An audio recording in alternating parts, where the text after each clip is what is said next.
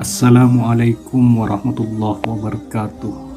Alhamdulillahirrabbilalamin. Assalatu wassalamu ala asyrafil anbiya wal mursalin Sayyidina Muhammadin wa ala alihi wa sahbihi ajma'in, amma ba'du. Alhamdulillah, senang rasanya bisa bertemu kembali dengan para sahabat subuh berkah. Harapan dan doa saya semoga para sahabat dilancarkan rezekinya, dimudahkan urusannya, dan disembuhkan dari segala penyakit. Amin ya rabbal alamin.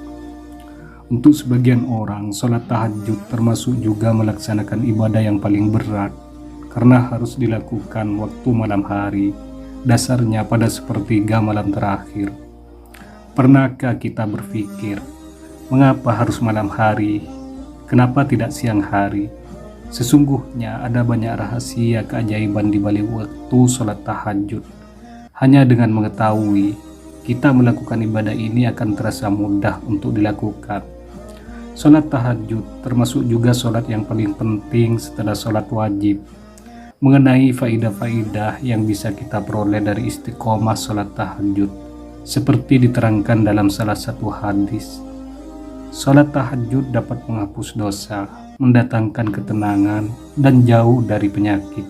Hadis riwayat Tirmizi. Mungkin saja sedikit yang tahu kurang lebih penyakit apa yang bisa sembuh dengan sholat tahajud. Mengapa bisa demikian? Apakah ada keterangan secara medis? Agar lebih detailnya, mari kita simak dalam video ini. Yang pertama, mengobati diabetes. Orang yang teratur melakukan sholat tahajud di sepertiga malam akan terlepas dari penyakit diabetes.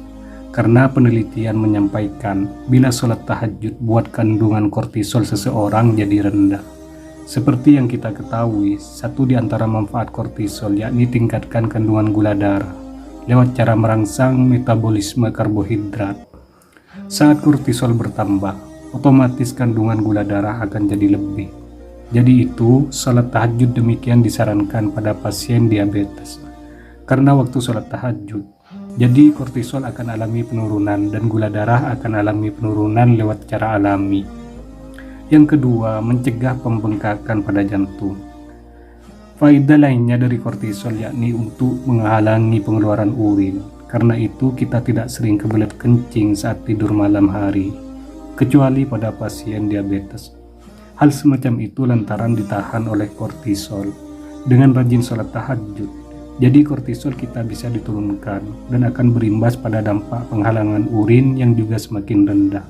Oleh karenanya demikian direferensikan pada penderita jantung dan sakit gagal ginjal untuk rajin sholat tahajud. Lantaran bisa mereduksi kortisol. Waktu kortisol tereduksi, jadi bengkak tidak akan jalan dan pembuangan urin semakin mudah. Yang ketiga, mencegah penyakit hipertensi dan hipotensi. Waktu sholat tahajud, otak akan melepas serotonin, beta endorfin, dan melatonin yang diproduksi otak. Hal sejenis itu yang buat seorang jadi lebih tenang sampai homeostasis terbangun. Seperti yang kita ketahui, waktu homeostasis seseorang terganggu, jadi seseorang akan mudah alami pusing yang mungkin saja hipertensi atau tekanan darah tinggi, hipotensi tekanan darah rendah. Waktu seseorang kerjakan sholat tahajud, jadi dia akan alami relaksasi yang maksimal dan keseimbangan tubuhnya juga lebih terbangun sampai peluang hipertensi atau hipotensi bisa diturunkan. Yang keempat, lebih sabar serta tak gampang marah. Kortisol mempunyai faedah yang lain untuk merangsang efek suka atau depresi yang demikian sangat berlebihan. Dengan teratur sholat tahajud, jadi kandungan kortisol akan turun dan hati seseorang akan jadi lebih tenang. Dengan hati yang tenang, otomatis tubuh semakin lebih sehat karena tidak tertekan atau terbebani oleh apapun bisa menyebabkan masalah kesehatan. Oleh karena itu, seseorang yang rajin bertahajud, jadi dia semakin lebih legowo, bersahaja, tidak gampang marah, dan emosinya lebih stabil. Yang kelima, kemoterapi kanker tanpa ada efek samping. Siapa yang tidak tahu akan risikonya yang karena oleh kemoterapi kanker?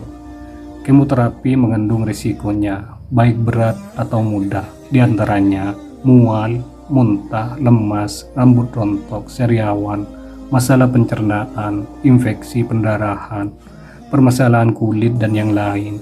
Selain itu, sholat tahajud yaitu kemoterapi yang tidak ada risikonya. Karena dengan zat keimanan yang penuh, seseorang akan semakin yakin atas pertolongan Allah Subhanahu wa Ta'ala, sehingga pikiran serta hati makin lebih tenang. Sekian, ketahanan tubuh akan lebih tambah dan perubahan sel kanker bisa diperlambat. Jadi sholat tahajud bisa mendatangkan ketenangan yang membuat para sahabat terlepas dari kesempatan penyakit kanker. Wallahu a'lamu bishawab.